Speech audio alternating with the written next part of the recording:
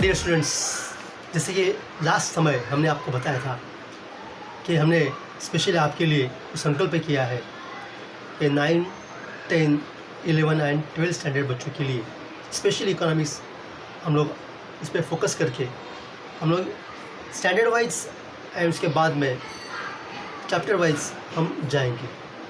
तो इसकी शुरुआत हम इस वीडियो से कर रहे हैं। फिर एक बार आप सभी का स्वागत है। हम आज 9th स्टैंडर्ड का इकोनॉमिक्स देखेंगे, सिलेबस देखेंगे 9th स्टैंडर्ड इकोनॉमिक्स का क्या है। सो फ्रेंड्स, जैसे कि आप जानते हो कि इकोनॉमिक्स एक सोशल साइंस है, इसीलिए जो हमारा ज्योग्राफी सब्जेक्ट है समाजशास्त्र, उसमें ज्योग्राफी सब्जेक्ट जो है उस भूगोल में 8वां चैप्टर, 9वां चैप्टर, 10वां चैप्टर, 11वां, 12वां चैप्टर उन्हें जो दिया है वो स्पेशली आपका इकोनॉमिक्स का पार्ट है। तो हमें 9th स्टैंडर्ड का अर्थशास्त्र देखना है तो हमें महाराष्ट्र बोर्ड के अनुसार, उनके सिलेबस के अनुसार 9th स्टैंडर्ड का जो 8th चैप्टर से चालू हो रहा है वो पार्ट हमें देखना है। तो क्या है देखेंगे उसमें। तो जो 8वां चैप्टर जो है बहुत ही इम्पोर्टेंट बेसिक चैप्टर है, उसमें देखेंगे इंट्रोडक्शन टू इकोनॉमिक्स। बाद में 9वां चैप्टर जो है वो है ट्रेड। दूसरा चैप्टर आगे का जो है वो है अर्बनाइजेशन। उसके बाद का चैप्टर जो है वो है ट्रांसपोर्ट एंड कम्युनिकेशन। एंड 12वां चैप्टर जो लास्ट चैप्टर जो है वो है टूरिज़्म। तो ये जो 5 चैप्टर है, इन 5 चैप्टर को हम समझ लेंगे तो ये हमारा 9th स्टैंडर्ड का सिलेबस हो जाएगा। लेट्स सी, हम देखेंगे चैप्टर वाइज उसमें क्या है। सबसे पहले चैप्टर आता है हमारे 9th स्टैंडर्ड के सिलेबस का, वो है इंट्रोडक्शन टू इकोनॉमिक्स। इस चैप्टर में हमें इकोनॉमिक्स का जन्म कैसे होता है, कि किस तरह से इकोनॉमिक्स होता है, ये समझाने के लिए हमें एक एक्सपेंडिचर चार्ट दिया है।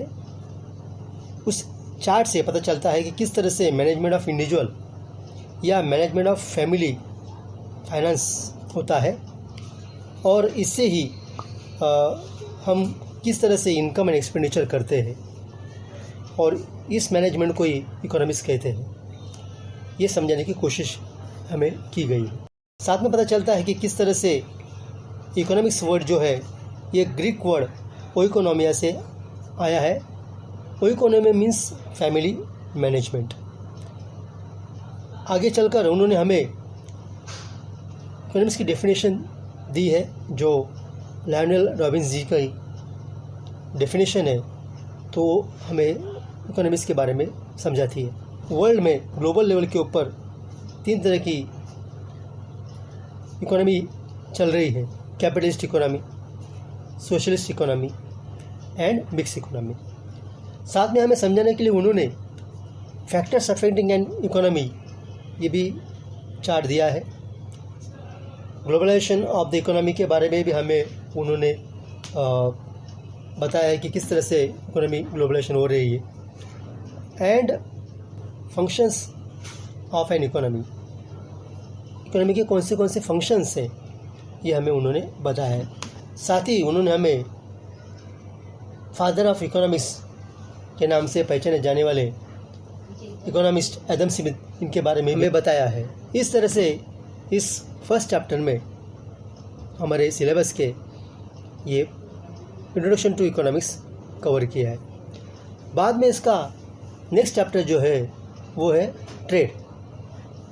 किस तरह से ट्रेड होता है, प्रोड्यूसर किस तरह से प्रोड्यूस करता है, उसको वो कैसा प्रोडक्शन करता है, बाद में प्रोडक्शन के बाद वो कैसा डिस्ट्रीब्यूशन करता है होलसेल मार्केट में जाकर, फिर वहाँ से रिटेलर के पास आके फिर बाद में हमारे आपके पास फाइनल कंज्यूमर के पास पहुंच जाता है। इस तरह से ये ट्रेडिंग एक्टिविटी होती है। ट्रेड इसी कहते हैं जहाँ पे बाइंग एंड सेलिंग होती है। तो इन शॉर्ट, तो ये हमारी एक्टिविटीज़ जो है डिमांड एंड सप्लाई की, ये एक्टिविटीज़ ट्रेड में फुलफिल होती है। साथ में हमें ये बताया गया कि 2 तरीके से ट्रेड होते हैं। एक विजिबल होता है जहाँ पे buying and selling of goods होता है, दूसरा इनविजिबल होता है, इस ट्रेड में एक्सचेंज ऑफ सर्विसेज होती है। साथ में हमें ये पता चलता है कि किस तरह से ट्रेड के टाइप्स हैं, दो टाइप्स उन्होंने बताए गए, एक तो क्वांटिटी ऑफ गुड्स के बेसिस पे बताया गया है और दूसरा on the basis of extent of trade region. तो क्वांटिटी बेसिस के ऊपर जो है वो होलसेल ट्रेड, रिटेल ट्रेड है, एंड जो रीजन बेसिस के ऊपर है वो है आपका domestic trade and international trade, जहाँ पे एक्सपोर्ट इंपोर्ट होता है। तो इस तरह से ट्रेड को डिवाइड किया गया है।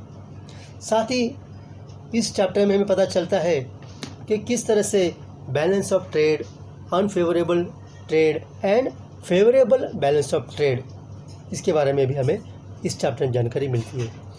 इसके साथ साथ इंटरनेशनल ट्रेड ऑर्गेनाइजेशंस है, जैसे कि WTO है, EU है, OPEC है, सार्क है, ASEAN है, APEC है, ब्रिक्स है, इनके बारे में भी हमें जानकारी मिलती है। और इसके साथ साथ मार्केटिंग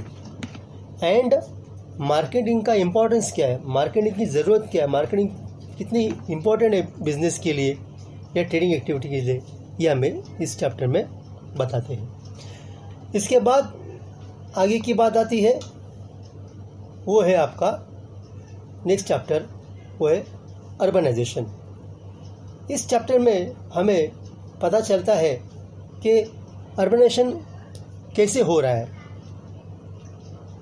एंड ये अर्बनाइजेशन मतलब क्या, तथा इसके रीजंस क्या अर्बनाइजेशन के, जैसे कि इंडस्ट्रियलाइजेशन हो रहा है, ट्रेड है, मैकेनाइजेशन एंड टेक्नोलॉजी है, ट्रांसपोर्ट एंड कम्युनिकेशन है, माइग्रेशन है। इन सारी रीज़न के कारण अर्बनाइजेशन हो रहा है या बढ़ रहा है।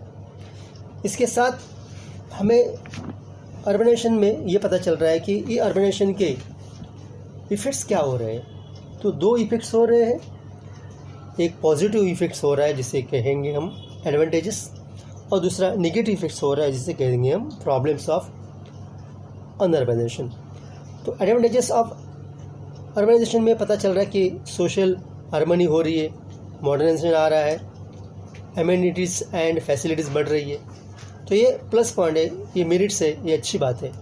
लेकिन डीमेरिट्स की बातें पता चले तो पता चलता है कि स्लम्स बढ़ रहे हैं, ट्रैफिक जाम हो रही है, पोल्यूशन बढ़ रहा है, क्राइम बढ़ रहा है। ये हमारे अर्बनाइजेशन के प्रॉब्लम से, या उसे कहेंगे हम नेगेटिव पॉइंट्स है। तो इस तरह से अर्बनाइजेशन चैप्टर में अर्बनाइजेशन के बारे में हमें डीपली जानकारी मिलती है। उसके अर्बनाइजेशन मतलब क्या, उसके कारण क्या एंड उसके परिणाम क्या। उसके बाद बहुत ही इम्पोर्टेंट पार्ट है, वो है ट्रांसपोर्ट एंड कम्युनिकेशन। इकोनॉमी बढ़ाने के लिए या इकोनॉमी डेवलप होने के लिए ये ट्रांसपोर्ट एंड कम्युनिकेशन बहुत ही इम्पोर्टेंट भूमिका अदा करता है। तो यहाँ पे पता चलता है कि ट्रांसपोर्ट एंड कम्युनिकेशन में ट्रांसपोर्ट रूट्स कौन से, जैसे रोडवेज़ है, वाटरवेज़ है, एयरवेज़ है, रेलवेज़ है, पाइपलाइंस है, इनके माध्यम से हम लोग ट्रांसपोर्ट आराम से कर सकते हैं। जब हम ट्रांसपोर्ट करते हैं तो हम कुछ फैक्टर्स कंसिडर करते हैं ट्रांसपोर्टेशन के, जैसे कि कितना डिस्टेंस है, या फिजियोग्राफी कैसी है, या रूट्स एंड मीन्स कौन से है, मार्केट क्या है, क्लाइमेट क्या है, प्रोडक्ट्स क्या है, टाइम है, कॉस्ट, ड्यूरेशन क्या होगा। तो ये सारी बातें हम लोग जब हम ट्रांसपोर्ट करते हैं तो ये सारी बातें हम लोग ध्यान में रखते हैं। तो इस तरह से ये ट्रांसपोर्टेशन का बाद में हम देखेंगे कि इम्पोर्टेंस क्या है, एंड साथ में इसके बाद हमें पढ़ाई करनी पड़ती है, वो है कम्युनिकेशन। कम्युनिकेशन आपको पता है कि हमारे थॉट्स, हमारे आइडियाज़, हमारे मैसेज, हमारे जो इन्फॉर्मेशन है हम उसको एक्सचेंज करते हैं, उसे कम्युनिकेशन कहते हैं।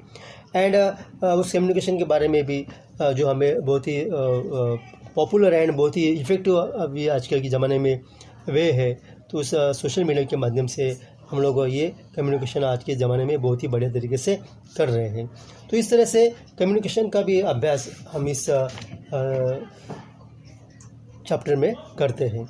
और उसके बाद टूरिज़म ये आपको पता है कि हम कहीं और जाके, हमारे घर को छोड़ के या और जाकर हम कोई जगह पे विज़िट करते हैं। वो विज़िट चाहे हमारे एंजॉयमेंट के लिए हो, या हमारे बिजनेस का रीज़न के लिए हो, या हमें एंटरटेनमेंट के लिए हो, कहीं हम और जाते हैं, उस एक्टिविटीज़ को हम लोग क्या बोलते हैं, टूरिज़म। तो tourism means various places away from our homes. तो इस तरह से हम लोग यहाँ से वहाँ जाते हैं।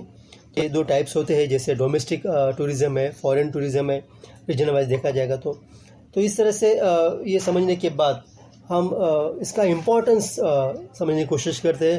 What is the importance of tourism development in India, कि टूरिज़्म का अपने इंडिया के डेवलपमेंट में कितना बड़ा योगदान है। तो ये जो पार्ट है, ये पार्ट हमें समझाता है कि किस तरह से अपने टूरिज़्म का इम्पोर्टेंस है। तो इसमें हमें पता चलता है कि टूरिज़्म एंड इकोनॉमिक डेवलपमेंट क्या है, टूरिज़्म एंड एनवायरमेंटल डेवलपमेंट क्या होती है, tourism and health, tourism and social development. तो इन सारी बातों का हम पढ़ाई स्टडी इस सब्जेक्ट में करते हैं। तो इस तरह से हम ये हमारा जो 9th स्टैंडर्ड का जो हमारा इकोनॉमिक्स है, introduction to economics, trade, urbanisation, transport and communication and tourism, in 5 chapter में इन्वॉल्व है। तो स्टूडेंट्स, आई होप आपको ये आज का जो सब्जेक्ट है, टॉपिक है, आपको समझ में आया होगा। आज हमने 9th स्टैंडर्ड का सिलेबस जस्ट बस कम समय में हमने उसको पूरा करने की कोशिश की है। उसके बाद इसी तरह 10th स्टैंडर्ड का होगा, 11वीं का होगा और 12वीं का इकोनॉमिक्स का सिलेबस हम लोग इसी तरह से डिस्कस करेंगे। उसके बाद हम लोग 9th स्टैंडर्ड का चैप्टर वाइज उस तरह से 10th का भी चैप्टर वाइज, 11th का भी चैप्टर वाइज एंड 12th का भी चैप्टर वाइज जाएंगे। मतलब 9th स्टैंडर्ड के बच्चों के लिए आगे का जो है स्पेशली वो 9th स्टैंडर्ड का 8 chapter, 9 chapter, 10 chapter, 11 chapter, 12 chapter, ऐसे हम चैप्टर वाइज हर एक एपिसोड, हर एक सीरीज़ हम लोग चालू कर रहे हैं। Thank you. आई होप यूँ ही हम मिलते रहेंगे। इसका फ़ायदा अगर आपको हो रहा हो तो ज़रूर अपने दोस्तों को, अपने फ्रेंड्स को यह बात शेयर कीजिए और उनको भी अपने इस काफ़िले में, अपने इस मुहिम में शामिल होने बोलिए। धन्यवाद। I wish you all the best. धन्यवाद। सी यू। बाय।